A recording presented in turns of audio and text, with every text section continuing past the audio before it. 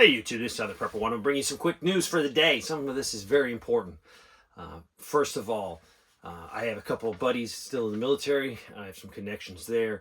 And they are saying that their tempo of training, their tempo of seriousness, they have been instructed by their leadership to get ready. You don't need me to tell you that. You can just look at the news. But the United States military is actively preparing for a conflict, and this would be in Europe against Russia.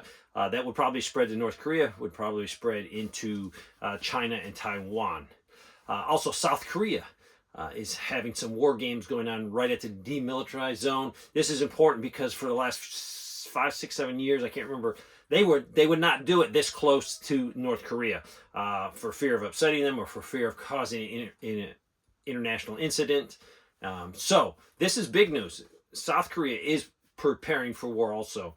The U.S. military has raised their threat rating on their bases in Europe. That's because they probably have information. Also, keep watching Israel and Hezbollah. That thing, if it blows up, is going to be a powder keg, a lot of problems. I truly believe the United States wants that to blow up now so it can get over with, and then they can deal with the Ukrainian situation, not having everything go on at one time. Also, probably the most important thing is the Russian attack on the air base in Ukraine.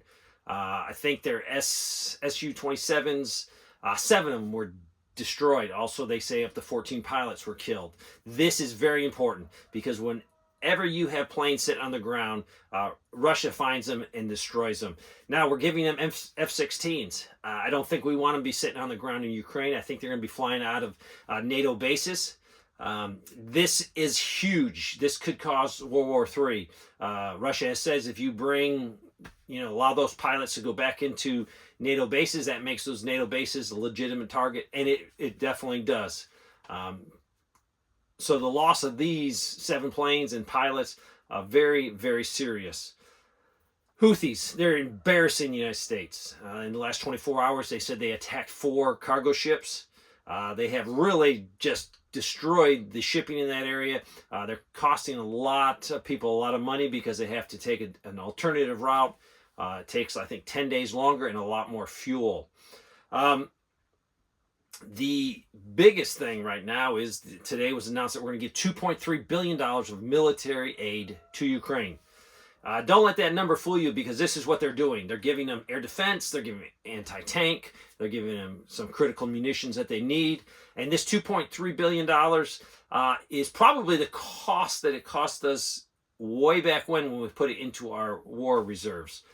Not at the current replacement cost. It's probably 2 to 3 times that. But they play games with the numbers and say, oh no, it's only $2.3 billion. But to replace, it's going to be much more. And the problem is we can't replace this quickly. It's going to take years to replace some of these items. There's just no way of manufacturing it all.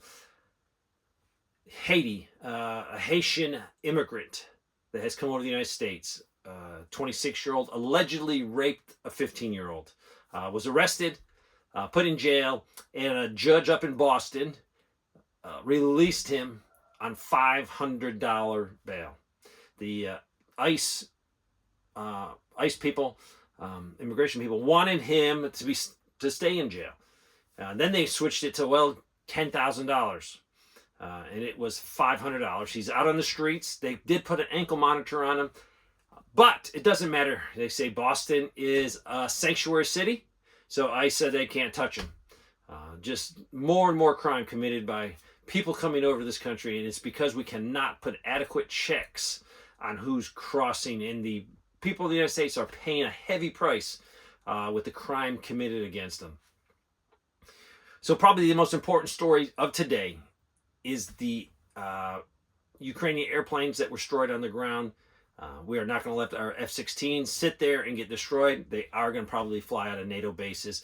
And if they fly out of NATO bases, that's a target. But I also think that we can easily put NATO pilots in those F-16s because they're better trained, better equipped, and we could have actual combat. Now, if one of those guys gets shot down, it could create an international incident, but it's also just flying from a NATO base to attack Russia could lead us to World War III. So just keep prepping, keep preparing. Thanks for watching.